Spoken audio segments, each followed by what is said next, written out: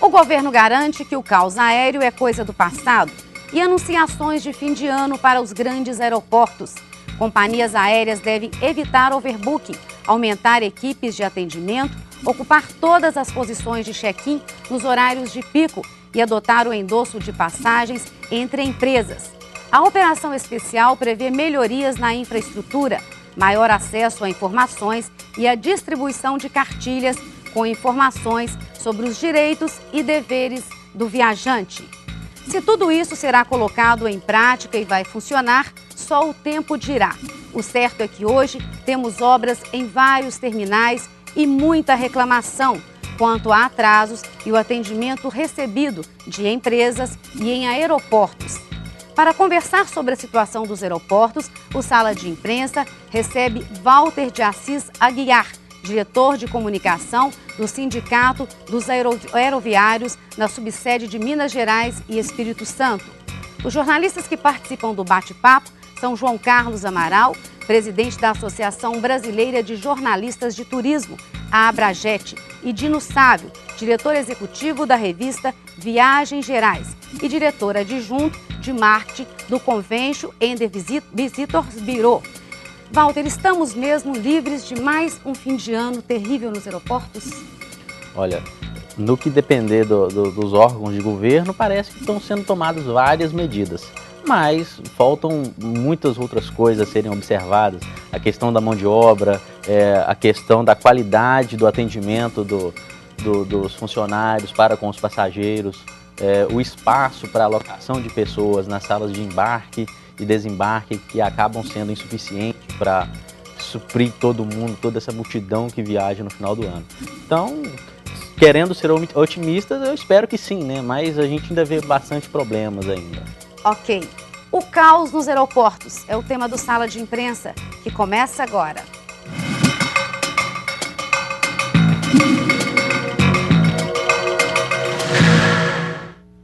Foi o choque entre o jato Legacy e um Boeing da Gol em 2006 que inaugurou no Brasil a temporada do chamado caos aéreo.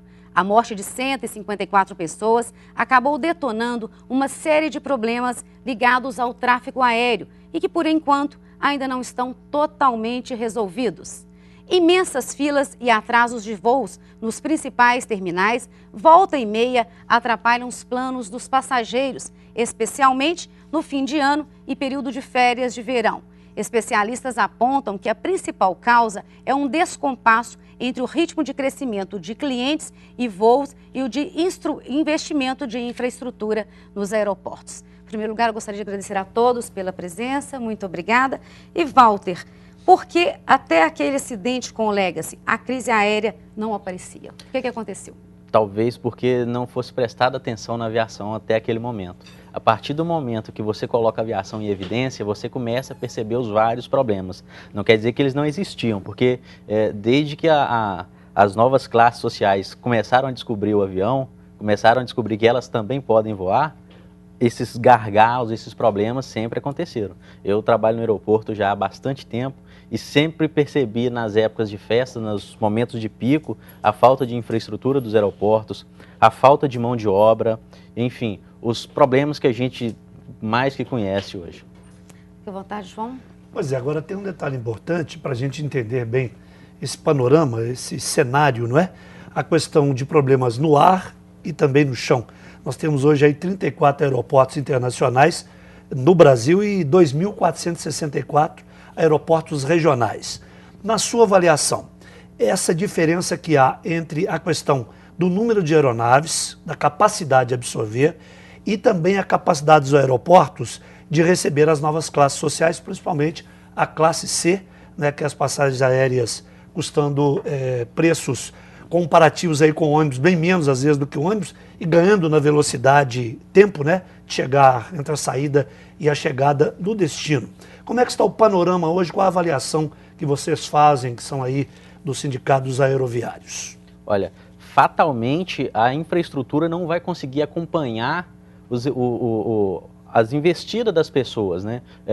O crescimento econômico deles aumentou a um nível mais rápido do que a aplicação de investimento nos aeroportos.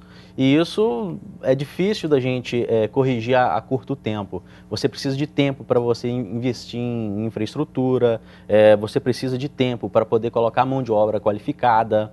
E ao passo que você comprar uma passagem aérea é fácil. Hoje você consegue parcelar uma passagem em 36 vezes, você tem passagem de R$50. Então são pessoas descobrindo um mundo novo. E para a gente poder suprir essa demanda, nós precisamos fazer muitos investimentos. Não é só para a Copa, não. A Copa é um problema que a parte que a gente tem, é para poder atender a população brasileira. Então, o que a gente vê é que falta aeroportos, falta investimento, falta aeronaves, falta as empresas captarem recursos para poder estar investindo em equipamentos mais modernos, enfim. Falta nós acompanharmos o crescimento econômico que o Brasil está tendo. Ou seja, na verdade, falta planejamento, né? Porque eu quero fazer até um comparativo aqui, que eu acho para as pessoas entenderem esse problema que a gente está falando aqui. É porque vamos pegar, por exemplo, um outro setor, o elétrico. Você constrói uma usina hidrelétrica e você coloca toda a força de energia elétrica para ela conseguir alcançar um pico, né? Então, todas as usinas, todo o sistema elétrico brasileiro, ele está, de todos os países, eles estão planejados para alcançar um pico máximo de demanda, que são às 6 horas da tarde, à noite, 6 horas da manhã, onde as pessoas usam mais energia elétrica. A mesma coisa acontece nos aeroportos, só que isso deveria acontecer, né? Mas não acontece, porque o nosso planejamento aqui não é feito para suportar nem a atual carga. Você imagina, por exemplo, o que vai acontecer aqui no país, né? E eu vejo assim, por exemplo, que o governo, por exemplo, as informações que eu tenho governamentais, das pessoas que trabalham nessa área, Infraero, etc. e tal, ANAC, é que eles vão fazer uma reforma, por exemplo, de Confins, né? Para atender uma demanda que já está superada. Quer dizer, então, vai continuar o caos, né? Hoje, a capacidade do aeroporto de Confins é aproximadamente 5 milhões de passageiros ano. A reforma que pretende se fazer é para chegar a 7 milhões de passageiros. Nós já estamos com 10 milhões. Exatamente. Nós vamos fechar aproximadamente esse ano aí. Nós já atingimos 7 milhões e 350 mil passageiros. Até outubro. Exatamente. Ainda temos mais 2 meses ainda para poder contabilizar aí esse pessoal. Então nós vamos chegar aí fatalmente aí aos 8 milhões e... Ou seja, essa reforma já não tem sentido. É uma reforma para continuar saturado. É paliativo, né? Esse é o problema, né? Agora, a questão da gestão que o Dino colocou ali, no Brasil nós tivemos aí um momento em que a parte de aeronáutica, a aviação de uma maneira geral, o controle da área militar e agora da área civil, a criação do Ministério da Defesa, né, que até o nosso saudoso ex-vice-presidente Zé Alencar foi ministro da Defesa num momento importante também, mostrando aí a mudança de mentalidade, porque tudo parte daqui. Se você tem ferramentas, daí o poder político ser fundamental, você ter condições de fazer. Na sua avaliação, o que você faria neste momento? Qual o retrato que temos nessa mudança de mentalidade? Já se reflete nessa situação caótica que os aeroportos estão vivendo hoje, que podem, inclusive, ter aí um quadro muito agravado em relação aos finais de ano, agora e inclusive daqui a 3 anos para a Copa do Mundo. Você acha que o governo está no ponto certo? A vontade política, ela está dirigida para ações efetivas na sua avaliação, ou na avaliação de vocês? Sim, existe a vontade política, o problema é que nós temos uma burocracia muito grande ainda no setor. Nós estamos caminhando com passos de 1940. Precisa mudar isso, não é só ter vontade política, precisa ter meios práticos para que seja colocado em prática as atitudes que precisam ser moldadas para que o setor da aviação cresça de fato e não fique tampando buracos, fazendo check-ins móveis. Isso não adianta. Precisa fazer novamente uma regulamentação para o setor, precisa ser repensado a forma que a aviação civil ela é tratada hoje, não só por causa dos eventos, e sim porque o Brasil precisa. O Brasil cresceu muito rápido, o investimento na aviação não cresceu. Então não é só ter vontade política, precisa ter meios, colocar em prática que é difícil. Eu acho que o problema do Brasil, eu volto a falar, é planejamento, porque eu acho que não se planeja nesse país. E quando planeja, planeja muito mal, né? É o que nós citamos o caso agora. Nós vamos ter uma reforma no aeroporto de Confins para atender uma demanda que já está saturada, né? Que já é muito mais do que... Então, nós vamos continuar no improviso, né? Naquele jeitinho brasileiro que tanto mal faz essa nação. Então, se você, por exemplo, pegar aqui, você entra no site da prefeitura, você olha lá que fala que Belo Horizonte tem um dos aeroportos mais modernos do país. Você imagina o que é um aeroporto moderno, talvez se for comparado com outros aeroportos aqui do Brasil, mas se comparados com outros aeroportos de outras capitais ou de outros países, você vai ver que o nosso é uma piada, né, isso. Então, o que falta no Brasil é um planejamento, porque dinheiro não falta, né? O governo arrecadou, nos últimos 10 anos, só de imposto extra com o crescimento da nação, 1 bilhão 850 milhões 1 trilhão e 850 bilhões de reais. Então, dinheiro não é o problema nesse país. O problema é planejamento. E vamos fazer uma reforma do aeroporto? Não. Então, aí fala assim, vamos fazer uma reforma do aeroporto para a Copa do Mundo. Não, gente. Nós não temos que fazer a reforma do aeroporto para a Copa do Mundo, nós temos que fazer a reforma para nós. Nós brasileiros que voamos, que pagamos os impostos, que damos o dinheiro para o governo. Ele tem que pensar no bem-estar nosso e não do turista que vem aqui visitar o país. Se você for nos Estados Unidos, se você olhar o que aconteceu nos Estados Unidos na Copa, eles não fizeram reformas, porque o país já estava pronto para quê? Para o povo. Então... A gente não tem que ficar esperando, não tem que ficar esperando, né? Agora, tem um detalhe importante que eu gostaria de chamar a atenção, que é o seguinte, tem que se começar em algum momento, não é? Senão a gente fica aí perdido, analisando pelo retrovisor e não olha para o para-brisa do carro. O caso aqui de Minas Gerais, nós fizemos bem o dever de casa em determinado momento. Eu me lembro que em 1982, e no comecinho de 83, o ex-presidente, o ex-governador de Minas, Tancredo Neves, inaugurava Confins. Aquele investimento ali foi de 500 milhões de dólares. Então era um investimento absurdo nos Confins, para fazer uma brincadeira por causa da cidade de Confins. João. Anos depois, você imagina Belo Horizonte sem ter o aeroporto internacional Tancredo Neves. Seria um outro quadro completamente diferente. Só corrigindo uma informação aí, porque não foi o Tancredo Neves, foi o Francilino Pereira. Não, o Francilino... Ele inaugurou o aeroporto. aeroporto. Quem inaugurou foi o Tancredo. Se você for ao aeroporto de Confins, desculpe, tem lá uma foto com o Tancredo inaugurando, porque naquela época a o governador né? saía 15, mas ele pegou um pedacinho que saía no dia 15 de março. Tancredo assumiu em 15 de março de 82 e depois veio a inauguração. Se você olhar lá, no hall de entrada, lá você vai ter eu sei, mas é porque a obra foi... do general Figueiredo, o presidente da época, Hélio Garcia e Tancredo Neves inaugurando.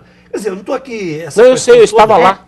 Como jornalista então, vamos voltar aqui, Nós estamos lá, eu pela Globo e você também pelo seu veículo. Fala, Val. Eu só queria pegar aqui uma parte aqui que o Dino falou, que falta planejamento. Isso. Nós inauguramos o aeroporto de Confins, anos depois nós voltamos as nossas operações para o aeroporto da Pampulha. Verdade. Ou seja, fizemos um planejamento, mas não demos sequência a esse planejamento. Aí o que aconteceu? Depois que o aeroporto da Pampulha ficou saturado, aí teve movimentação política para poder levar os voos para Confins, onde teve vários embates políticos entre as empresas, entre o governo, entre as associações. Ou seja, se tivesse seguido o planejamento, talvez Minas Gerais estivesse a um passo à frente do Brasil inteiro no quesito de estruturação da aviação civil.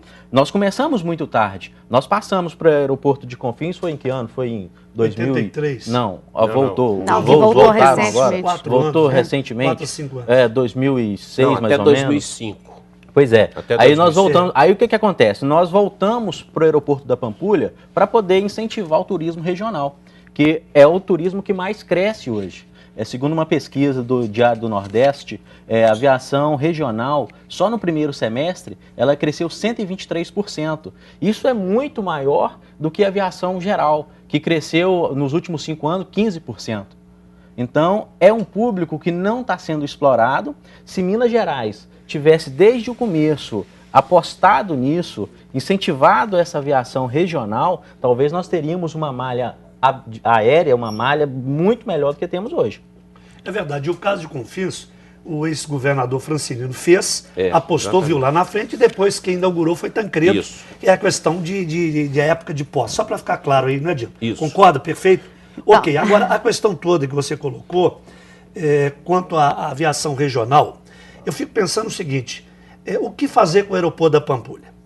Continuar do mesmo jeito, porque a alegação é que não tem um instrumento para o avião descer, então aumenta o risco, logicamente levou para a Confins, que era um elefante branco paradão, agora ele está andando. E outra coisa, Virgínio, que eu percebi nacionalmente, a questão política, custou-se a admitir que Confins poderia ser uma alternativa para Viracopos, lá em Campinas, para São Paulo, os 2 aeroportos de São Paulo e também do Rio de Janeiro e Brasília. Aí foi preciso ter aquele acidente lá da TAM, que o avião, lá em São Paulo, do Congonhas, que o avião saiu e causou a morte de todos os passageiros e o pessoal que estava lá na sede da empresa, lá do setor de serviços, para que Minas fosse descoberto, que o aeroporto Tancredo Neves fosse descoberto também.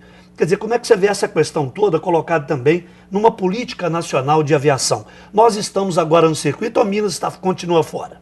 Nós estamos entrando no circuito, atrasados, mas estamos entrando. Demos o primeiro passo, saímos na frente, colocando um aeroporto que, para a época, o aeroporto de Confins foi muito moderno, e agora nós estamos trabalhando com a capacidade total dele. No aeroporto da Pampulha foi instalado este equipamento, que é o ILS, só que é o ILS reduzido, ele não trabalha na sua capacidade plena para poder permitir o pouso em dias chuvosos, mas dá sim para poder estar fomentando voos no aeroporto da Pampulha. Dá para a gente utilizar a estrutura do aeroporto da Pampulha. Afinal de contas, ele foi utilizado durante muitos e muitos anos. Precisa de ter mais investimento naquele aeroporto, precisamos estar fomentando mais turismo em Minas Gerais para que seja de fato rentável para as empresas. Porque hoje tem uma resistência muito grande de se colocar voos em Minas.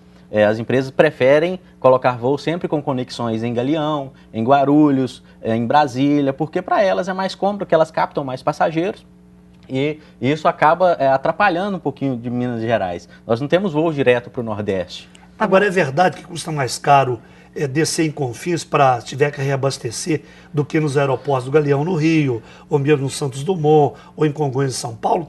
Ou é um mito isso? Não, não é mito não. Tem as políticas tarifárias que a Infraero pratica nos aeroportos. Isso não só para os aviões, e também para a alocação de espaço comercial, que tem as diferenças de aeroportos para aeroportos. Chegou momentos que uma alocação de um espaço comercial no aeroporto da Pampulha era 2 vezes mais caro do que em Confins.